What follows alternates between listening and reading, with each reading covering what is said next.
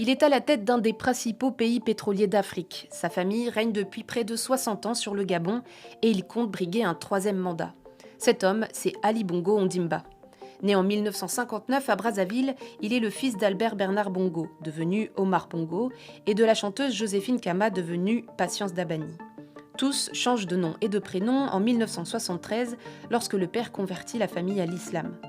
Alain Bernard Bongo devient alors Ali Bongo Ondimba. Jeune, il ne s'imagine pas vraiment faire une carrière politique, mais se voit plutôt star de la musique gabonaise. En 1977, il enregistre un album de funk produit par l'ex-manager de James Brown.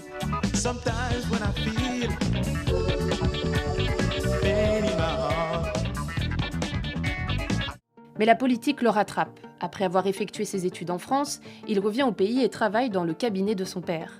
À 30 ans, il devient ministre des Affaires étrangères. Mais après un changement de constitution le rendant trop jeune pour exercer ses fonctions de ministre, il devient député de la province du Haut-Ogooué. On lui reproche alors d'être éloigné de son électorat, de ne pas connaître la langue locale et de ne pas résider dans la circonscription. Des critiques qui ne l'empêcheront cependant pas de poursuivre son ascension politique, car en 1999, il devient ministre de la Défense et le reste jusqu'en 2009. Si son père est à la tête du pays depuis 40 ans, Ali Bongo est lui plus méconnu et moins médiatique.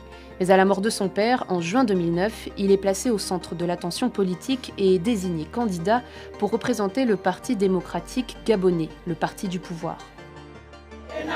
La rengaine a comme un air de déjà entendu. Sans doute parce qu'il y a beaucoup plus qu'un air de famille dans cette campagne gabonaise. Ce ne sont plus les louanges du patriarche Bongo qu'on chante sur le tarmac de l'aéroport de Koulamouto. Mais désormais, celle de son fils, Ali Ben, qui brigue sa succession dimanche prochain. Le 30 août 2009, Ali Bongo gagne l'élection présidentielle à tour unique, avec 42% des voix, ce qui provoque une contestation populaire qui fera 3 morts selon les autorités. Le Gabon, c'est une république, ce n'est pas un royaume.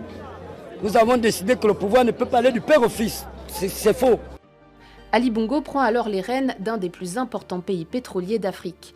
Les réserves sont exploitées à l'époque par des compagnies étrangères et en particulier françaises, comme Elf Aquitaine, devenue Total Energy. En 2009, le Gabon est un fidèle partenaire de la France, pilier de la relation France-Afrique. Depuis l'indépendance du pays en 1960, des forces françaises se trouvent sur le territoire gabonais. Les liens entre les deux pays sont étroits. Bongo père aurait financé plusieurs partis français, ce que les deux principales forces politiques de l'époque ont toujours nié.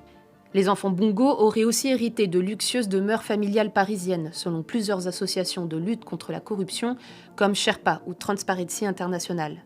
Mais Ali Bongo, lui, souhaite prendre ses distances et se rapproche d'autres partenaires comme le Maroc, la Chine ou encore les États-Unis.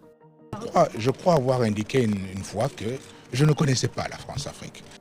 À tel point que lors de sa deuxième élection, la France demande le recomptage des bulletins et exprime des doutes sur les résultats des élections qui donnent Ali Bongo gagnant.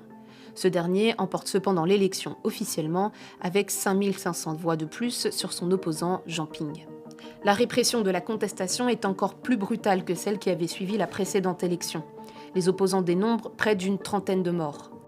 En 14 ans de pouvoir, malgré la richesse en ressources naturelles du Gabon, la pauvreté n'a pas reculé et a même sensiblement augmenté. Elle concerne un tiers des habitants qui vit sous le seuil de pauvreté selon la Banque mondiale. Un bilan qui va à l'encontre des promesses électorales d'Ali Bongo faites lors de sa campagne de 2016 qui promettent une amélioration des conditions de vie. Selon un rapport rédigé par des économistes gabonais, seules 13 promesses sur 105 annoncées par le président auraient été réalisées. Ali Bongo, par exemple, a annoncé la construction de 700 crèches à travers le pays. S'il y a des gens qui veulent apporter la contradiction, simplement, il faut qu'on nous montre ces 700 crèches, si on s'est trompé. Et selon vous, elle n'existe pas aujourd'hui? Elle n'existe absolument pas. Il n'y a aucun Gabonais qui pourra vous dire qu'on a construit 700 crèches au Gabon. Ou bien il y a un lieu bien connu, à Libreville, qui s'appelle la Cité de la Démocratie. À l'intérieur, le président s'était engagé à construire 110 000 m² de bureaux pour offrir de meilleures conditions de travail aux fonctionnaires. Le site existe bel et bien, et si vous y allez, il est rempli d'herbes. En 2018, Ali Bongo est victime d'un grave accident vasculaire cérébral alors qu'il se trouve en Arabie Saoudite. Il disparaît pendant 10 longs mois à l'étranger au Maroc afin d'entamer une rééducation et d'y poursuivre sa convalescence. Période pendant laquelle une poignée de militaires tentent même de prendre le pouvoir mais échouent très rapidement.